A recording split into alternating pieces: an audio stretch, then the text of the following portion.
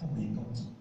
那么老学员就说：“那阴阳两隔啊，你说有意思，我也看不见，你练练看吧。”他说：“我直接练出来。”练出来以后，老学员说：“我也不知道是真的还是假的啊。”老学员来考验他，哇，他急了，哭了。后来老师言谈借窍手来证明说他这有一个因缘，所以后来求道。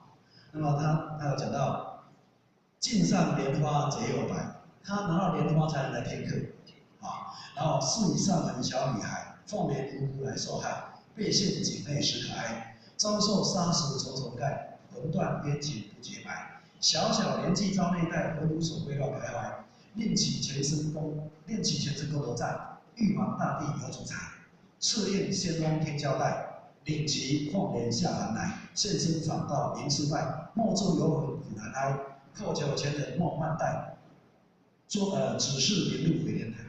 他还交代他哦，你去了求人家，人家给你等到就给你，不给你你就乱来哦，这是有天命的。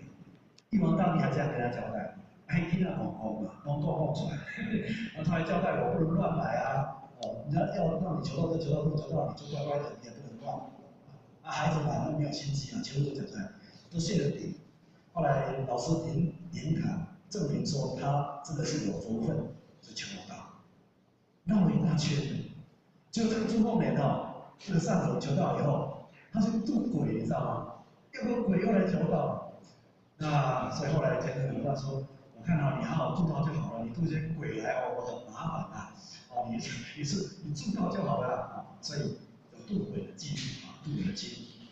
还有是渡了一个外国鬼，还要找个范例去范例啊，这个很有办法啊，很积极的一个贵灵宝师，灵宝师。